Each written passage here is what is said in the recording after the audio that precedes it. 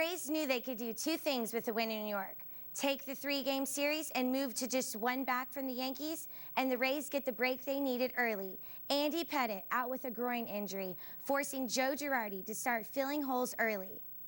Pettitte was in an early hole on the scoreboard because of Carlos Pena, a homer, 3 RBIs and 4 hits yesterday. This time, a 3-run home run, his 20th of the season. So the Rays are up 3-0. The Yankees come back in the bottom half. 2 on, Robinson Cano comes through with a 2-out base knock, cuts the lead to 1, 3-2 Rays. In the third, the Rays miss a major opportunity. Bases loaded, 1 out. Sean Rodriguez pops out. Next up, B.J. Upton. He flies out to right. The Rays leave 12 stranded. The Yankees just keep coming through with the clutch hits. Mark Teixeira, RBI single, scores Derek Jeter to tie the game at 3. Now, skip to the 5th, and the Yankee captain gives New York the lead with a bullet up the middle. Later the inning, Jorge Posada, who is 0 for 12 off David Price, breaks out of his slump against the Rays lefty. 2 more score as the Yankees take Game 3, 9-5. The winner of the British Open went from no name to household name in 4 rounds of golf. Louis Oosthuizen is 27 years old, ranked 54th in the world. This is a guy who had missed the cut in 7 of his last 8 majors, but he makes the British Open look easy, winning by 7 strokes. Nobody was close. First hole, Tiger Woods starts well. Shots like this give him back-to-back birdies. Those 2 strokes evaporate on the 4th hole. Tiger's 3rd shot from the bunker spins back and rolls back into the bunker. Woods would finish at 3 under. 17th hole, Ricky Fowler on the other side of the course. All he wants to do is get it close. Just get it close, drains it for birdie. Fowler would finish at 4 under. Now Paul Casey was a shot at Oosthuizen, but has a meltdown on 12. First he hits it into the bushes. That starts the spiral. Casey would then miss the double bogey putt and triple bogey the hole. Louis Oosthuizen just kept his smooth stroke, nails to the putt on the 12th hole. On the 18th, Oosthuizen taps it in for the par and wins the 2010 Open Championship. That's a look at sports. I'm Brittany Williams. The Rays have been winning with pitching and defense. That's pretty obvious, and rookie Jeremy Hellickson gets his 3rd win today, his 3rd straight win. How about this defense? Nick Markakis with the high shot, and Evan Longoria has a line on it. Even with the short wall coming up fast, Longoria with the grab. Take another look at it. He never slows down. Down that third base side, and oh, what a catch by Longoria. Carl Crawford. That shot is gone, and it's 1-0 Rays. Game tied at 1, Crawford again. John Jaso is breaking for home. Does he make it? Jaso's around 3rd, headed to the plate. The throw's not going to be in time. Yep, still in the 3rd. Matt Joyce rips yet another double. That's his 11th double, and it's 3-1 Rays. Now in the 7th, Jake Scott with a cannon shot. This is going out, but he clanks off the catwalk. It would have been a home run anyway. And it did hit one of the rings, and that's going to make it a 3-2 game. Put this in to show you how fast Crawford is. That's 90 feet in 3.2 seconds. You know it's done, Baltimore. Crawford beats it out. Rays beat O's 3-2. That's it for sports. I'm Brittany Williams. Jessica Ostrowkis may not be a professional race car driver yet, but she knows how to handle the pressure of a driver. Balancing school, a job, and racing comes natural for her. Since she was a little girl, Jessica always had the love for NASCAR and the passion to race. But it took a couple years of convincing for her parents to finally say yes. Get butterflies. Every time I see her out there, my heart's pounding because I'm always scared for her, but I know she can handle it. My parents actually said, no way, they don't want their only child hurt. And we came out here, seen the kids' class, and I begged, and for my 15th birthday, they bought me a race car. My car's hot pink. They can see it coming in the rearview mirror, and oh, here she comes. It has taken Jessica little time to conquer the track. During this year alone, she has finished top 3 in 8 out of her 9 races. It is fun, but you have to let them know who's boss on the racetrack. Just trade paint, and all the cars I race with have at least one pink stripe down the side of the car, just so I can give them my part of love. There's a special reason why David Reagan's name is plastered on Jessica's car. It's not just because she's a huge NASCAR fan. It all came about when she suffered her worst accident on the track. I ended up breaking my kneecap with that wreck, and David Reagan found out about it and contacted me.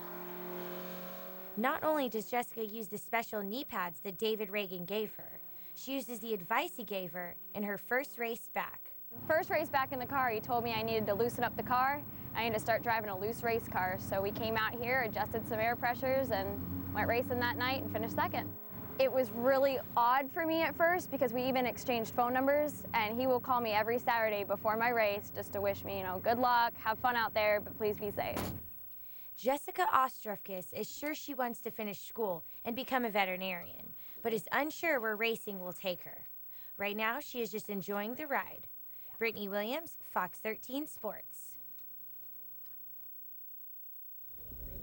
For years, lacrosse has been predominantly a northern sport. Now lacrosse has made its way to the south, and the popularity of the sport is continuing to grow. For high school students all over Florida, lacrosse is now a varsity sport. And for one school in particular, students were given an opportunity to learn from the best. Coach Mike Pressler.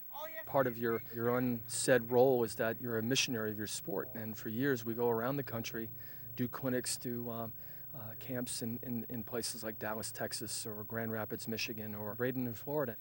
Coach Pressler and the USA team upset Canada 12-10 for the gold medal in the Lacrosse World Championship. There was never more pressure on a national team in men's lacrosse than there was on our team. People in our sport are so proud of this team and what they did accomplish on the biggest stage. Just days after winning gold, Team USA lacrosse coach Mike Pressler takes time to teach and motivate young campers here at IMG Academy. Here we are in the most ultimate game on the national stage. Athletes were able to hear inspirational words as well as valuable techniques from the best. Right now, these young athletes might not be ready to compete for the USA team yet, but in years to come, the USA team will soon consist of lacrosse athletes from the South. Brittany Williams, Fox 13 Sports.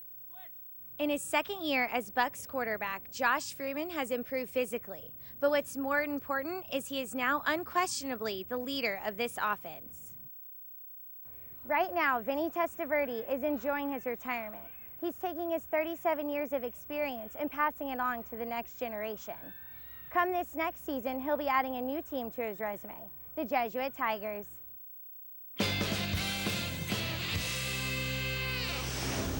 The Rays have been closing in on New York. Now Joe Maddon's team is cranking up the heat. They're one game behind the Yankees, that's it, one game. James Shields was primed and ready for New York. Count along with me. In the first, he gets Mark Teixeira swinging to end the inning. In the second, he fools Curtis Granson. Shields was just getting started. Bottom half, Kelly show pitch, a soft liner. Lance Berkman shows off his 2-inch vertical leap. Willie Yarbrough scores, 1-0 Rays. Shields keeps racking him up. Teixeira again, swings and misses again. That's 3 Ks for James, and he is nowhere near done. In the third, Carl Crawford with 2 on chops his to Jeter, who has no chance. All he can do is stand there and watch as Crawford is safe and the run scores 2-0 Tampa Bay. James Shields keeps the total going in the fourth. He gets Robinson Cano, Nick Swisher, Jorge Posada, Curtis Granderson. Here's my favorite. Watch Austin Kearns. That's just a wicked pitch. Jeter gets the hook. A-Rod takes the turn. He's number 10. And finally, Brett Gardner, Shields pitches 7 1/3 inning of shutout baseball, strikes out 11. Rafael Soriano comes on the 9th for his 30th save. The Rays shut out the Yankees 3-0 and stay 1 game back in the AL East. It was definitely one of my better games. There's no doubt about it. I think, I've been grinding it out the last 5 or 6 starts, and to be able to finally put it together, it feels pretty good. It was a big series win for us. I think taking 2 out of 3 against them is pretty big. That was the best I've ever seen Shields, and I'll tell you why. Because I thought he was in command of his emotions the whole game. I thought he made great pitches with his fastball, was not trying to overthrow it. I liked the mix of the pitches. I liked the fact that you saw that changeup that you had seen several years ago back into the mix. Bucks running back Cadillac Williams has a mild ankle sprain. He's day-to-day. It's not serious. So the first weekend of Bucks camp is in the books, and there is one wide receiver who quickly became a fan favorite. Mike Williams, he was solid through the first 2 days. Remember the number. Williams is number 19, and he was one of the favorite targets for Josh Freeman for at least the first 2 days.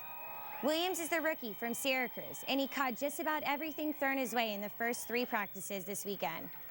He was getting a lot of reps with the first team. I caught up with him after practice, and he told me the heat caught him by surprise. The heat from the sun and the heat from the cornerbacks. Up in Pocono, a wild Pennsylvania 500. It gets off to a quiet rain-delayed start. Jimmy Johnson had the early lead with his teammate right behind him. Jeff Gordon started this race third, and Gordon finds room to pass Johnson to take over the top spot. But there were 23 lead changes in the race. It was tough to stay in front. Big wreck, Jimmy Johnson taps the back of Kurt Busch, and that puts Busch into a long slide. Watch the hit, it takes off the wall. That's a tough shot. Busch is lucky the car doesn't slide back into traffic. Elliott Slider takes the punishing shot head-on into the wall from 180 miles an hour to 0 in less than a second. It knocks the wind out of Sadler. 10 years ago, he would have not have survived this crash. With 5 laps to run, Greg Biffle is in the front with no signs of letting the lead go. Check out this driver on a road rally in Finland. This is what happened when you push your car too fast on a loose dirt road. Mikko Hirvonen is leading when his car goes into a series of barrel rolls. The car rolls 10 times before coming to a stop on its side. Take a look from inside the car. Amazingly, both the driver and his co-driver are not hurt. That's it for sports. I'm Brittany Williams.